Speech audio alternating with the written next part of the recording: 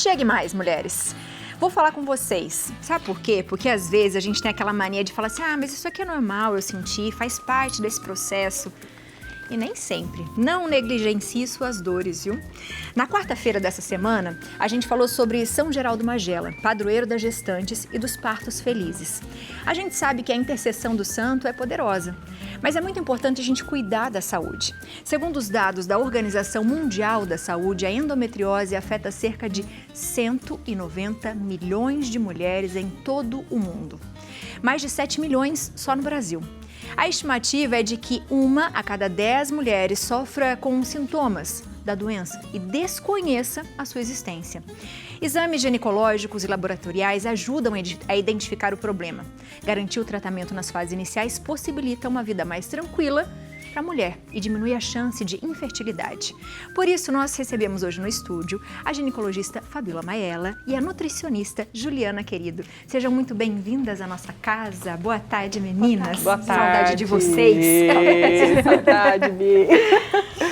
Eu fiquei falando no comecinho, né, para dar um puxão de orelha, né, a nós mulheres, porque a gente tem essa mania de querer cuidar do outro e acaba esquecendo da gente, né? É verdade. E eu acho que por muitos anos as mulheres tiveram aquele receio de reclamar de dores, ainda mais num período menstrual, né? A cólica é normal, essa dor aqui é normal, mas isso não é tão normal, né? Não, a gente não pode falar que dor é normal. Então, assim, às vezes a gente recebe no consultório uma paciente que fala assim, eu tenho dor, doutora, mas é normal, né? É uma dor que muitas vezes durante a menstruação eu tenho que tomar o remédio, todo mês eu tomo o remédio e tudo bem. Ou então durante, né, a relação sexual eu sinto dor, mas daí tudo bem, eu uso um lubrificante a mais. Isso tudo é errado, né? Então a endometriose é uma doença que ela é muito subdiagnosticada. Então hoje em dia, por que às vezes até uma paciente comentou, mas nossa, está aparecendo tanto caso de endometriose? Não é que está aparecendo, eu acho que antigamente não era muito bem diagnosticado. É uma doença que ainda a gente não sabe muito bem como que ela forma, né? A gente tem diversos estudos falando como que ela aparece, já temos casos até de endometriose em homens, então ela está sendo muito bem estudada, mas ainda a gente não tem um diagnóstico preciso, como que ela forma, de onde vem, então tem diversos estudos, mas ainda não foi muito bem esclarecido isso. Para a gente explicar para o pessoal de casa, o que é endometriose? Endometriose é uma doença inflamatória crônica e o que ela acontece? Onde células de dentro do útero, que chama endométrio, ela cai fora do útero e todo o ciclo menstrual, quase a totalidade das mulheres, ela tem já uma menstruação retrógrada.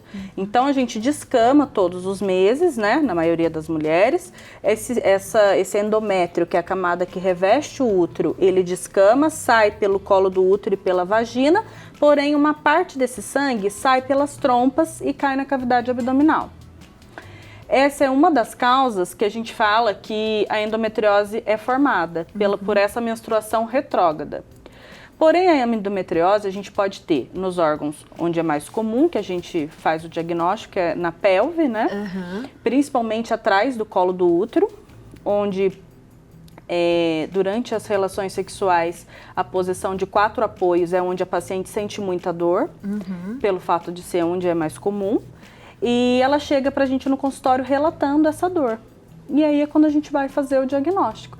Mas a gente pode ter endometriose no corpo inteiro, como? Não sabia disso. É muito... Nariz, ouvido, né? Tudo. Então a gente pode já teve casos de endometriose cerebral, endometriose no pulmão, no coração, fora assim, no fígado, né? Mas o mais comum mesmo é na pelve, onde a gente fala de endometriose nos ovários, que seriam os endometriomas ovarianos. Também endometriose ali no canal gênito-urinário e também na parte do reto, né, do intestino, que a gente chama de endometriose profunda. E quando a gente fala em endometriose, acho que a gente tenta fazer vários exames, sempre se cuidar, né, Ju? Sim. Quando você descobriu a sua, como foi? Isso, então, na verdade, eu também era desse público de mulheres que sentia muita cólica, que tinha sintomas de menstruação intensa e pra mim era normal. Então, mesma coisa que a Fabiola falou, eu tomava medicação, pra mim tava tudo certo. E eu acho que eu acostumei a ter cólicas, acostumei a ter dor. E né, no período menstrual tinha que, às vezes, trocar de roupa porque vazava o fluxo. E pra mim aquilo tava sempre normal. E levei adiante. Até quando eu comecei a me especializar nessa área de saúde da mulher em nutrição, né? E começou a se falar sobre endometriose nesse meu curso. Eu vi os sintomas e falei, opa, acho que tem alguma possibilidade de ter, né? E aí fui diagnosticada realmente através de exames específicos, né? Que a Fabiola depois pode até citar melhor, mas que são exames bem específicos para diagnóstico. E fui diagnosticada com alguns focos no útero, intestino, suspeita na trompa também. E foi assim que começou toda a descoberta e tudo mais. E eu também já tinha tido, além desses sintomas, uma perda gestacional, aliás, duas, depois que eu fui descobrir. Então é também uma das coisas que pode desencadear. E aí, quando você foi avaliando tudo, né? Você foi percebendo que, nossa, talvez se eu tivesse prestado mais atenção, não tinha sofrido tanto, sei lá, dores ou enfim. E para você, foi uma dificuldade engravidar? Então, não, porque a primeira gestação que eu tive, que foi que eu tive uma perda, eu não estava tentando engravidar, não foi planejada, já estava com meu marido, mas eu consegui engravidar naturalmente e tudo mais. E logo veio essa perda. Então, eu não tive dificuldade de engravidar, eu tive dificuldade em manter a gestação. E aí depois vieram outras perdas, né, que foram acontecendo. E aí todas praticamente eu posso dizer que foram em decorrência da endometriose, né? Porque hoje a gente já sabe que é uma doença hostil ali para o intestino não, para o útero, mas também para o intestino. E aí os óvulos ali no ovário também, que eu tinha focos, acabam perdendo um pouco a qualidade deles. Isso impacta num embrião de boa qualidade, que a gente fala, né? Mas que é um embrião compatível com a vida, que vai gerar uma gestação evolutiva. E isso dificultou com que a minha gestação fosse evoluindo até o final. Então eu sempre perdi ali o bebê na 8ª semana, teve um que eu perdi com 12 semanas, uma foi gravidez ectópica em decorrência da endometriose que estava localizada nas trompas, provavelmente, um endometrioma que a Fabiola citou, então teve, né, a retirada da trompa, do ovário, por conta disso tudo. E acredito eu, sim, que foi tudo em decorrência dessa doença, né, dessa condição. A gente não pode dizer que quem tem endometriose não pode ter bebês, né? Porque a gente tem um resultado bonito que ela vai contar pra gente depois, né? Mas dificulta. Dificulta. A gente sabe, por ser uma doença inflamatória, ela pode dificultar tanto na fase, assim, mesmo quem faz inseminação e quem tem endometriose, foi o que a Ju falou. Às vezes é difícil manter a gestação por se tornar um ambiente hostil. Então, o endométrio, além de estar funcionando os ovários, quando se fala de uma gravidez habitual, uma gravidez normal, os ovários têm que estar funcionando adequadamente, as trompas elas têm que estar ali livres para não haver o que a gente chama de gestação ectópica, e também o endométrio ele tem que estar ótimo, super bom, receptivo para que consiga a gestação evoluir. A gente consegue fazer esse diagnóstico clínico ou precisa de exames?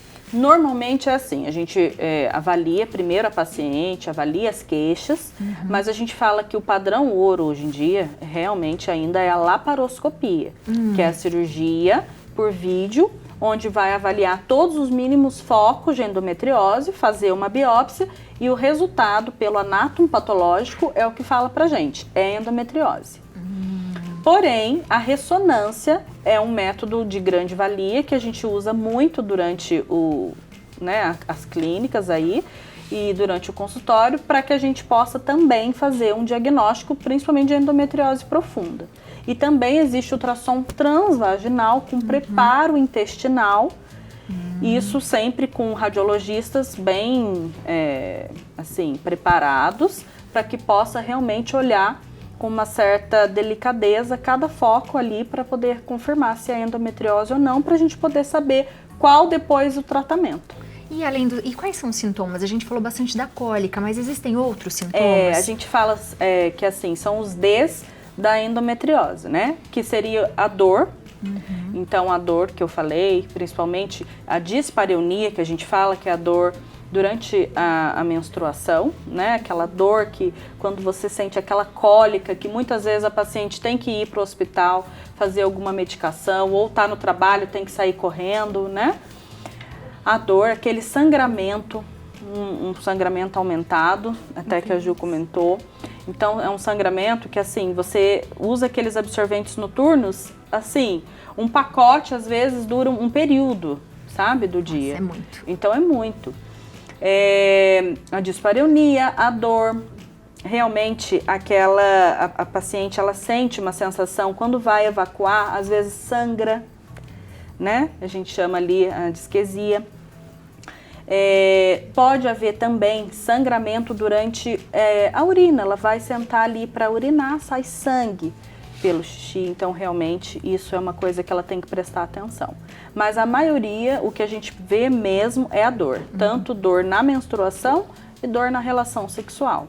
Não é normal ter dor, é o que a gente sempre bate na tecla agora da campanha para endometriose. Ju, quando você começou a estudar sobre isso, você é nutricionista e a gente sempre fala aqui que hoje a gente tem os testes genéticos, né, que eles falam que você pode ter uma predisposição a ter tal doença, mas tudo, eu acho que só vai ser favorável dependendo dos nossos hábitos de vida, né, que todo mundo fala isso e a gente bate nessa tecla.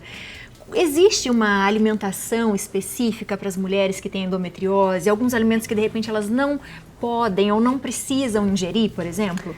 Sim, hoje a gente já sabe, né, que a alimentação e suplementação de algumas vitaminas e ativos tem grande função no tratamento da endometriose e além do tratamento médico, então tem que sempre estar em conjunto, mas na nutrição é uma dieta anti-inflamatória, ou seja, rica, né, em alimentos anti-inflamatórios, antioxidantes, com baixo consumo de industrializados, é uma alimentação até indicada hoje para a saúde geral, mas que na endometriose a gente acaba ficando até um pouco mais radical quando eu vou tratar um paciente ou eu mesma, né? Porque se trata de uma doença inflamatória. Então, quando a gente tira esses industrializados, a gente vê que as cólicas diminuem, o ciclo menstrual fica um pouco mais saudável, cor, aspecto, duração, intensidade, então muda. E foi por experiência própria, sabe? Eu vi que quando eu cortei algumas coisas, adicionei algumas coisas na minha alimentação, não só a parte dos sintomas que reduziram, mas eu me senti também mais disposta, né? Que isso é básico, né? Mas eu vi também que alguns exames meus melhoraram.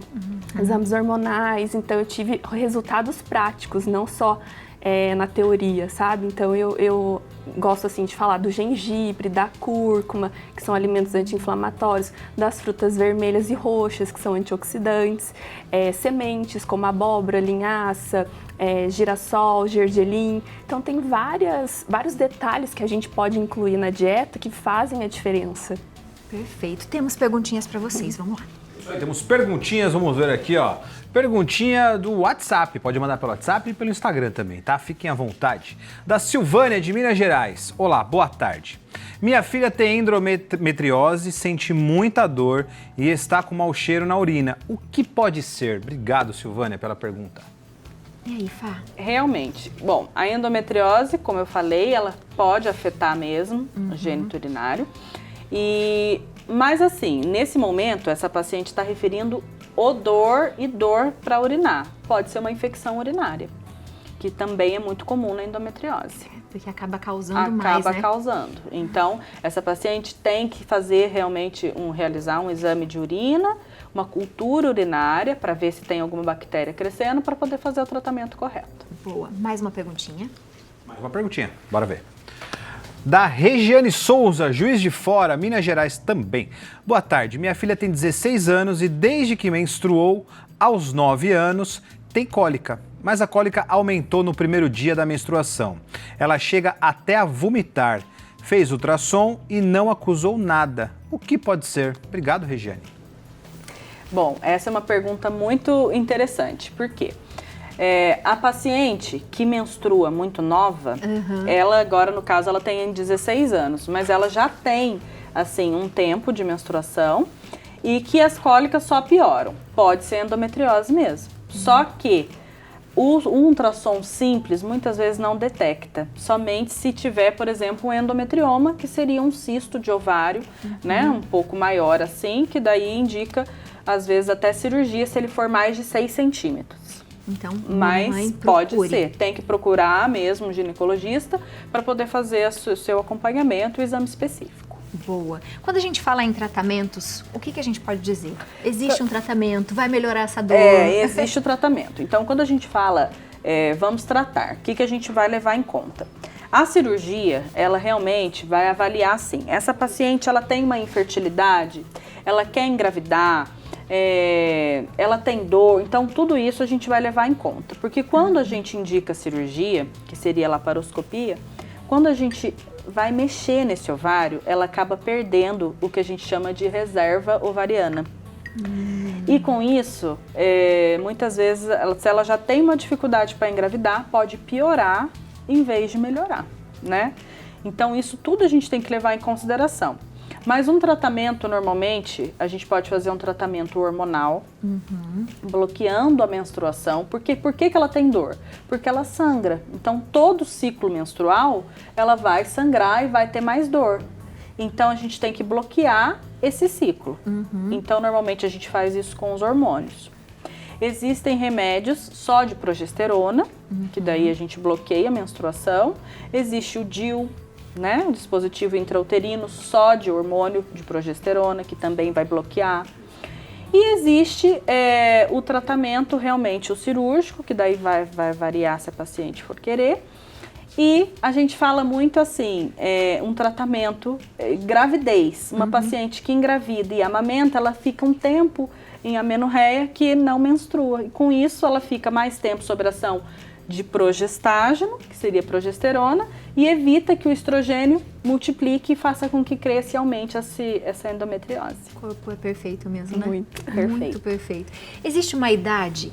Por exemplo, uma pessoa pode ter uma endometriose, sei lá, aos 40 anos? Pode. Não existe idade. Hoje em dia, a gente até pelos estudos, fala até de endometriose em pacientes que nunca menstruou. Ainda não entrou nem na menarca, que é a primeira menstruação. Então, realmente, por isso que a gente fala, está tendo muito estudo, muitas teorias, né? Falando sobre a endometriose. Então, não tem idade. Ju, depois que você descobriu tudo isso, né? Sim. E você está ajudando outras mamães agora, mas eu queria que você contasse a sua história, porque agora você praticamente vai ser mamãe de dois. De dois, né? sim. Então, tudo começou nessa primeira gestação que eu cheguei a citar aqui, que não foi planejada, né? Mas que foi bem-vinda. Mas logo no primeiro momento já tive essa perda. E nesse primeiro momento eu tinha total desconhecimento de tudo, né? De tudo, da doença, de endometriose, de tudo. E aí, no primeiro momento, eu não me liguei a investigar nem nada. Falei, não, eu não vou mais querer engravidar por agora, deixa pra lá, e deixei quieto. E aí entrou a pandemia, passou, então não teve nada aconteceu nesse período. E quando foi, acho que em 2021, depois da pandemia, eu engravidei novamente. E não deu tempo nem de piscar. Eu falo assim, que passaram-se uns dias, eu já comecei a sangrar. E aí acabou que eu perdi e foi aonde me deu o estalo. Eu falei, peraí, alguma coisa tá errada, eu preciso ver o que tá acontecendo. Vou fazer alguns exames, vou começar a ler sobre isso, vou estudar. E comecei esse curso, coincidentemente estava começando uma pós-graduação, eu iniciei, comecei a ler. A Fabíola me ajudou muito nesse período também, que ela me tratou, né, no meu caso também. E depois eu comecei a fazer os exames, descobri endometriose, cheguei a procurar um médico de fertilização in vitro para ver se era o caso, eu podia congelar óvulos, fazer alguma coisa desse tipo. Ele aconselhou o congelamento, mas fiquei muito na dúvida no primeiro momento. E logo em seguida engravidei de novo. Nesse período de dúvida, engravidei. E foi quando eu tive a gravidez ectópica, que foi a gravidez nas trompas, com essa complicação do endometrioma nos ovários. Então eu tive uma hemorragia, né, no abdômen, onde complicou, a Fabíola que fez a minha cirurgia. e teve que retirar uma das trompas e um dos ovários. E com isso, além da endometriose, reduziram as minhas chances de engravidar novamente, porque a Fabíola falou de baixa reserva, né, ovariana. Então, a quantidade de óvulos que eu tinha já não era boa por conta da endometriose e reduziu porque tirou um ovário, que é onde produz ali. E eu fiz exames, meus exames estavam totalmente ruins, praticamente ali mostrando uma certa entrada ali na menopausa. E foi onde eu comecei a dieta. Aí eu comecei a fazer a dieta, suplementação, e eu comecei muito regrado. Eu tirei glúten, tirei açúcar, fiz tudo que eu tinha para fazer. E aí eu pensei que eu fosse para um tratamento de fertilização, pensei que eu iria, né? Cheguei a cogitar, porque eu estava com receio de ter outra ectópica, de acontecer tudo de novo, e era uma possibilidade de ter um pouco mais de sucesso ali. Nesse meio tempo, engravidei de novo, naturalmente, e aí eu perdi de novo. Eu falei, bom, não foi suficiente, preciso estudar mais, preciso correr mais atrás. Fui correr um pouco mais atrás e aí fiz o tratamento de fertilização in vitro. Consegui ali 3 embriões e aí não deu certo. Implantei um, não deu certo. Fiquei arrasada, fiz toda a parte de nutrição para isso também. Voltei a estudar sobre isso, sobre falha de implantação, que é aquela parte do endométrio falhar ali a implantação. E nisso tudo, né, buscando sempre a fé. Então, fazendo promessas. Tempo nasceu a Giana? E aí depois disso já nasceu a Giana, que eu fiz promessa para Santa Giana. Santa Terezinha, Nossa Senhora Aparecida, envolvi todo mundo. E aí nasceu a Giana em seguida, né? Então, e depois ela tem 1 aninho tem agora? Tem 1 ano, E agora você tá grávida? Tô grávida de novo. Do Francisco. Isso, E agora descobri faz 4 meses, mais ou menos, e agora vou ter outro. Que belezinha. Que Deus abençoe. Obrigada, amém. Voltem sempre. Eu acho que esse assunto é muito legal e a gente fala bastante da gravidez para a mamãe se preparar antes. A gente precisa fazer mais pauta sobre isso, né? Para a mulher engravidar, o que precisa alimentar, o que precisa comer. Obrigada, meninas. Obrigada. Foi um prazer. Sejam sempre bem-vindas. Obrigada. Você de casa aproveita para segui-las, @famaiela é o Instagram, o telefone é o 12 97898 2699 e o da Ju, @Juliana Querido _Nutri, o telefone é o 12 3013 7001. Obrigada, viu? Obrigada.